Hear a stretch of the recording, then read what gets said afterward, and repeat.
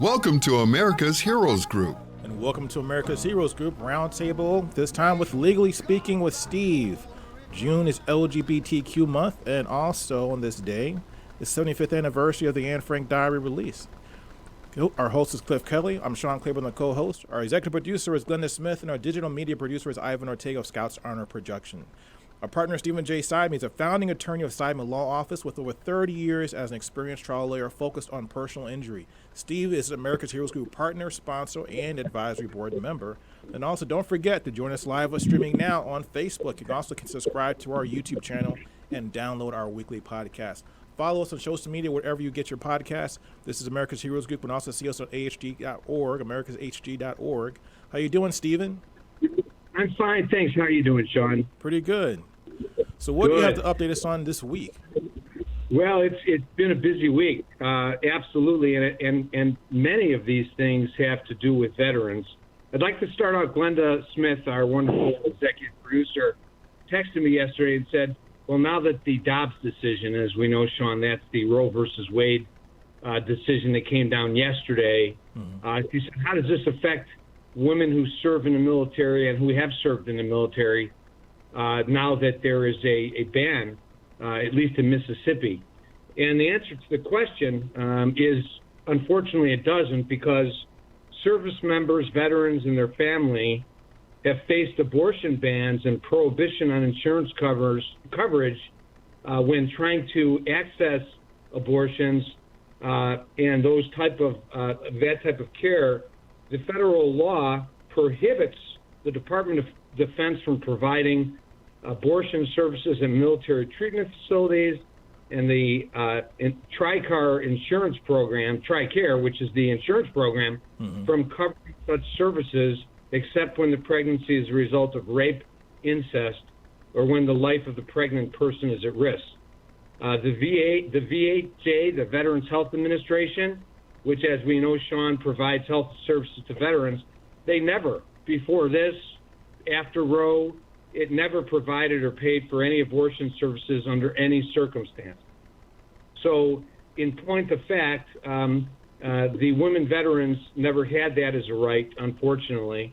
Now, there are, in VA, and I encourage the veterans who are women to please go to the U.S. Department of Veterans Affairs website, because there's lots of health services that the VA does provide. Disease prevention, nutrition counseling, birth control, preconception counseling, menopausal support, hormone replacement services, all kinds of things, including now IVP, which is the intravitreal fertilization. And so I urge people to use the website to look into that. And I wanted to mention that because with Roe versus Wade being overturned, we also have another situation that companies legally are paying, such as Disney, I understand, Meta, which was Facebook. A lot of different companies are paying to have their employees, if they want, travel to those states, such as Illinois, where at this current time, abortions are still legal. And it's an interesting legal question because some states, Missouri, for instance, have discussed making laws that would forbid someone from going to another state where abortions are legal to access abortion care there. Is that possible? I don't Can they actually do that? The one in Missouri is going to be similar to Texas that says allowing people to sue anyone who helps or assists someone to leave the state for an abortion. Has that ever been precedent where someone was able to sue somebody for doing something in another state? No. And in fact, there isn't. But we're dealing with Texas. We're dealing with Missouri. We're dealing with these red states. And you're exactly right. There is no precedent. And speaking of precedent, and then I'll move on to topics other than this. Speaking of precedent, it takes, as President Biden said yesterday, if you wanted to codify abortion into the laws of the state of the land, you could codify such. How does that happen? Well, that means codifying means making a statute. You put it in a code. How do you do that? You elect officials who are going to have the guts to pass that. And if it's passed, that gets around this I won't say foolishness because there are two sides to every issue, but it gets around what we're seeing here. But if you did go that route, say you did go that route where we changed the White House, we elected a liberal Congress, then it still has to go. The Supreme Court still has certain rights under the Three-Ring Circus to actually still block that, don't they? And we still have a conservative court system, or conservative Supreme Court, which is pretty much stuck. They don't get elected; they're there until they retire or die. That's correct. But when a law is passed, it has to muster constitutional. Obviously, constitutional. It has to be constitutional, right? Mm-hmm. So it's going to always be looked at by every court. You could bet your bottom dollar that we're going to see any type of those types of laws come under major strict attack. The key is to make one that's constitutionally valid and to make sure that it passes muster. And you're right, they're there for life. If you recall, Merrick Garland, who's now the Attorney General, was appointed by Barack Obama when he was president, and it was blocked. Yep. So, and then Justice Ginsburg died, and this started this from occurring. So I will tell you that, as I've always said, and we've always discussed, that you've got to be involved, and if you're gonna have to elect people that are going to do this. Also, I must tell you that you better, for instance, you got DeSantis in Florida. Mm-hmm. You got people, whoever, they're going to pass laws throughout the state of this land statewide, because what that decision did is to give states the right. Right. That's the key thing I took away from it, is that, and that door was kind of left open from Roe versus Wade, because they had two things that they came away with was right to privacy was the first thing, but then they still had an interest in the life of the unborn. So that kind of basically said, this is the federal mandate. But then now, according to the new case, you have Dobbs versus Jackson. Now they say, well, the states could pretty much make their own rules because there's no longer a protected right to an abortion. You still have a right to privacy, I guess, theoretically, but you don't have a right to an abortion per se. And then look at what Justice Thomas said, in his concurring opinion, that the next step is maybe we should look under the cases about LGBT rights. That can throw me for a loop. I don't understand. What's that connection all about? Yeah, exactly. What is marriage between two people have to do with abortion? And what he's doing is, hey, we could basically take this right away from people if the states make law, hint, hint, and we could then say the states are making law, we have states' rights, therefore those laws are gone, just like they did with Dobbs.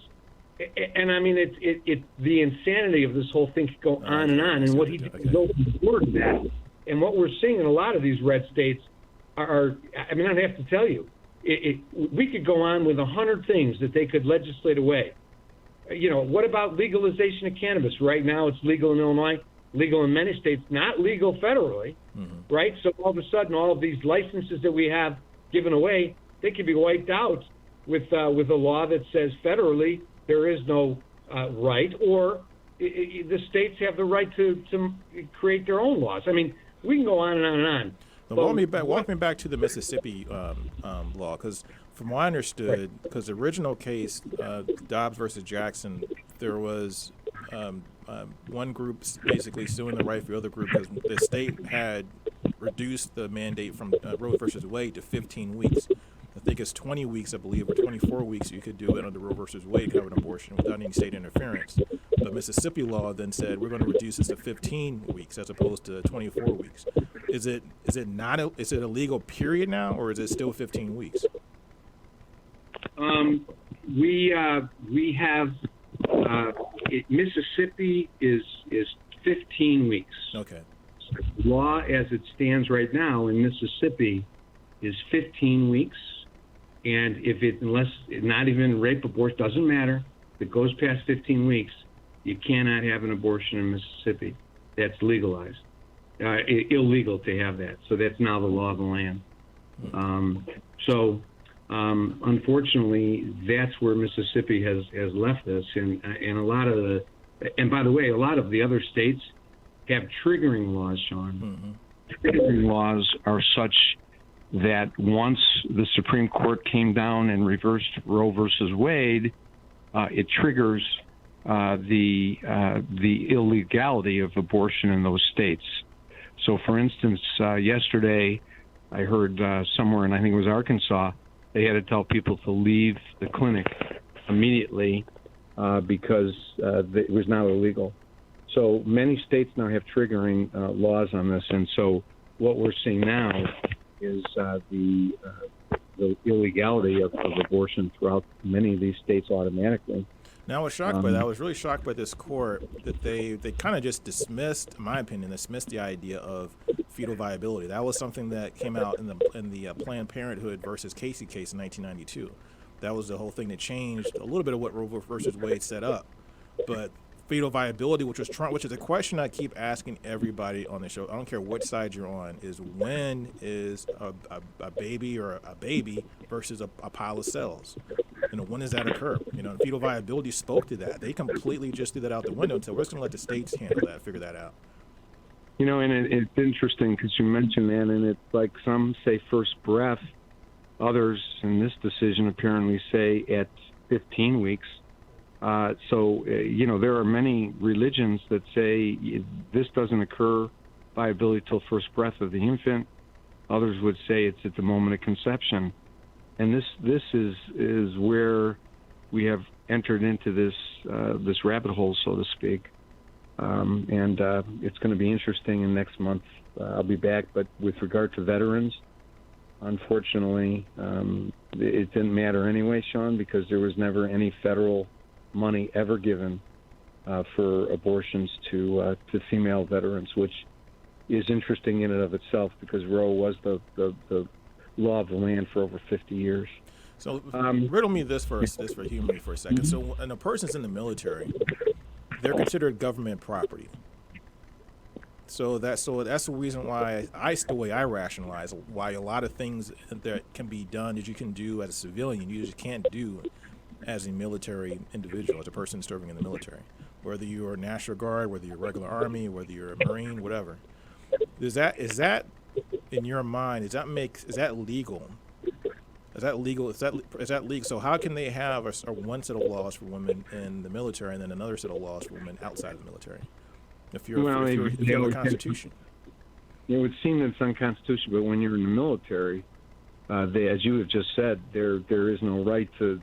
You live by the military code of justice and the military rules. You give up those rights. But what your riddle is, or what bothers me, is that what about when you leave and you're a veteran? Okay, why shouldn't you have the same rights under equal protection that a woman who is not in the military, who is not a veteran? You're depending upon VA rights, VA insurance coverage, right? So, I agree with you. And I think that we're going to see a lot of issues that come down the pike in the next few weeks and months, and it's going to be very interesting and probably very tumultuous times for us in that regard. I'd like to move on to a couple things because I know I'm very limited on time. Very important things. One is we've been talking about burn pits, Sean, and you taught me a lot about those and what you had to deal with. This week, a bill that we had talked about to cover millions of veterans' care for cancer, lung problems linked to burn pits, it headed to President Biden's desk after, and it had a final vote in the House. Thursday, the Senate voted 84-14 to pass the Honoring Our Pact Act, and it basically broadens rights and care for burn pits survivors. And indeed, when Veterans Affairs coverage for toxic exposure to burn pits is now going to be the order of the day, the vote brings the bill one step closer to law after years of advocacy from veterans groups that actually this is the cancer that President Biden says killed his son. It's a glioblastoma that he felt was caused by the burn pits. Wow. So that was a wonderful sweeping expansion of health care and disability law for many, many thousands and thousands. One other thing that I need to talk about is that this week, actually in March started, the U.S. House of Representatives passed another one. Last week, we talked about, or last month, we talked about a situation in which all of these toxic water at these camps, the military camp, and actually Camp Lejeune was notorious for this. And on March 3rd, the U.S. House of Representatives passed the Camp Lejeune Justice Act as part of a broader legislation, and it basically gives veterans exposed to toxins at Camp Lejeune the right to sue. Once again, it's very important, the right to sue privately. That's a very large, as we know, the surrounding community has 150,000 people. It's the home of the Marine Expeditionary Force, the logistics group, and there's a naval hospital. From 1953 to 1987, people were exposed to toxic contaminants in the water supply there. And so veterans and families began to file lawsuits, but they were all dismissed. Wow. And the court determined that claims were barred by federal and North Carolina law under the Ferries Doctrine. We've talked about over the years here, where service members may not sue the U.S. government for injuries incurred incidents in military service. Now the law has changed in that regard. They're now allowing private rights causes of action. So I'm not one to tout what we do at my firm, but for people who might have been at Camp Lejeune, any veteran who might be having any health issues relating to water contamination or any cancer, if they wanted to call me at my office at 312-781-1977, I'd be happy to talk about it. It's a major step in the right direction because now they have allowed people to sue privately who are in the military. And that gets back to the discussion that you started by saying, well, if you're in the military, you can't do certain things. Why not? This is really the first thing that I've seen, being a lawyer over 40 years now, that I have seen that there has been a private cause of action caused by this type of exposure. A couple years ago, we saw the Ferris Doctrine change. That was where you could not sue for medical malpractice in a facility if you were part of the military. We saw that change. So we're starting to see some change, and it's really opens up the vista for toxic exposure and lawsuits because of the contaminated water at Camp Lejeune. So I wanted to open up any questions. I know I only have a couple more minutes, and to see if you had any issues or any questions. The only thing I wanted to add is that we're talking about the burn pits and also talking about toxic exposure to different chemicals. It reminded me of experiences I had. This weren't necessarily in the military, and were possibly close to military bases. And for legal reasons, I won't get into too many details. But I remember when I took an assignment, and it was close to the airport. And when I got to the airport, I had this headache that wouldn't go away. It was just this headache that was going on for about a week. And then it became 2 weeks. And it was like 2.5 weeks. But in the meantime, when I was getting this headache every day, I was like, man, I get this headache. So I was like, I wonder what's going on. Maybe I stopped drinking coffee or something. What's happening with this headache? So I asked one of the guys sitting next to me, and he says, oh, that goes away after about 2 weeks. We get used to it. I said, well, so what is this? I said, what do you mean? I said, yes. I said, I don't know. It happens to everybody that comes here. I said, oh. And then sure enough, 2 weeks later, it was gone. Unbelievable. But what you don't know is what the permanent damage it might have caused you. That's the problem. And the burn pit exposure, it's not going to manifest itself in 2 weeks when it goes away. It might be 5, 10, 15, 20 years. And that's what we're experiencing. That's what we saw with Agent Orange. So you have to be careful about your health. One more time, Steve, give us your contact information. So how do people get a hold of you? And also if they want to get a hold of you on social media. Steve Seidman at Seidman, Margolis, and Thurman, 312-781-1977. Thanks for having me on the show. I appreciate you. This is America's Heroes Group. We'll be right back.